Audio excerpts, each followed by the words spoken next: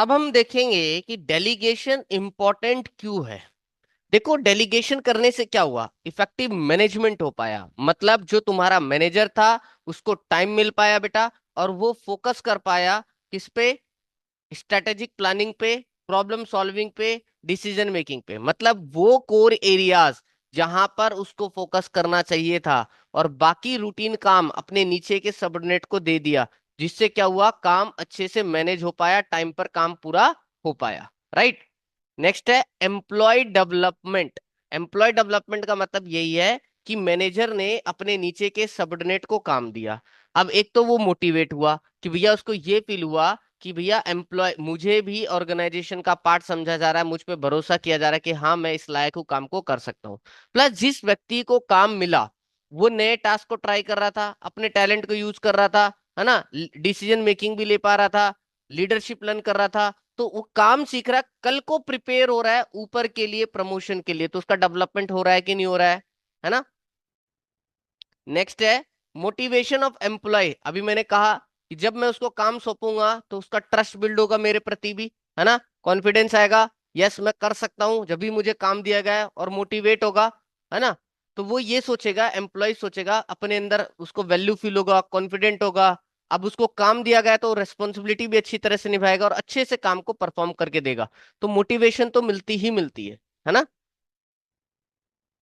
जैसे एक रेस्टोरेंट के मैनेजर ने ये कहा वेटर को कि भैया आपको वीआईपी गेस्ट टेबल हैंडल करना है, तो वेटर क्या होगा, ट्रस्टेड फील हुआ, यस कि भैया मेरी पर्सनैलिटी अच्छी होगी, मेरे को वैल्यू किया जा रहा है, मेरा केयर किया जाता है ना।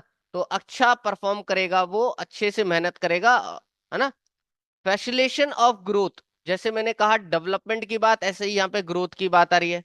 तो डेलीगेशन से क्या हो रहा है, कंपनी को एक्सपेंड होने में मदद मिल रहा है ना। जैसे इससे क्यों एक्सपेंड होने में मदद हो रहा है कि यहाँ पर सुपीरियर सबऑर्डिनेट को काम दे रहा है ना, सबऑर्डिनेट को काम दे रहा है, तो ये सबऑर्डिनेट अलग अलग फील्ड पे काम करेगा अलग अलग बार।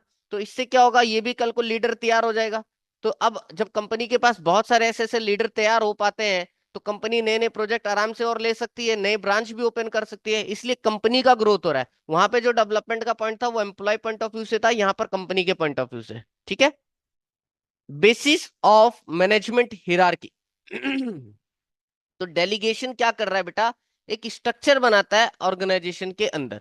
ये क्रिएट करता है कि कौन किसको रिपोर्ट करेगा, किसके पास क्या अथॉरिटी है, what role each person play. जैसे एग्जांपल से समझना है, बैंक में एक क्लर्क ब्रांच मैनेजर को रिपोर्ट करता है, जैसे ब्रांच मैनेजर है ना, और ब्रांच मैनेजर रिपोर्ट करता है रीजनल मैनेजर को, तो यहाँ पर रीजनल मैनेजर है। तो रीजनल मैनेजर ने कोई काम अगर ब्रांच मैनेजर को दिया है तो ये डेलीगेशन है। राइट। और ब्रांच मैनेजर ने अगर मान लेते हैं क्लर्क को कोई काम सौंपा है, तो इन दोनों के बीच में क्या है, डेलीगेशन है। और अगर इन तीनों का बना दूं तो ये बन जाएगा डिसेंट्रलाइजेशन। राइट। तो अब यहां पर क्लियर है ना कि कल जो बीएम है इसके पास पावर है नीचे वालों को ऑर्डर देने का, आरएम के पास पावर है नीचे बीएम को ऑर्डर देने का। तो यहाँ क्लियर है कि कौन किसको ऑर्डर देगा, किसके पास क्या अथॉरिटी है, और कौन किस काम पूरा करके किसको रिपोर्ट करेगा, ये बात क्लियर है। तो ये एक हिरार्की बन जाती है कि किस वे में काम चलेगा। Better coordination. अब हर व्यक्ति को यहाँ पर अपनी ड्यूटीज का पता है, कौन किसको रिपोर्ट करेगा, है ना, किसके पास क्या रेस्पॉन्सिबिलिटी है, कौन किसके लिए क्या जवाबदेही है।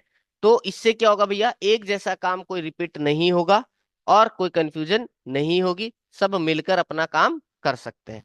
जैसे एग्जांपल है बेटा, कंस्ट्रक्शन प्रोजेक्ट के अंदर जो साइट इंजीनियर, उसको पता है कि उसको वर्कर्स को हैंडल करना है, प्रोजेक्ट मैनेजर को क्लाइंट्स के साथ डील करना है, परचेज ऑफिसर अरेंज करेगा मटेरियल। तो हर के पास उसकी अथॉरिटी, उसकी ड्यूटीज पता है, और आपस में मिलकर फिर ये काम कर पाएंगे कोऑर्डिनेशन के साथ।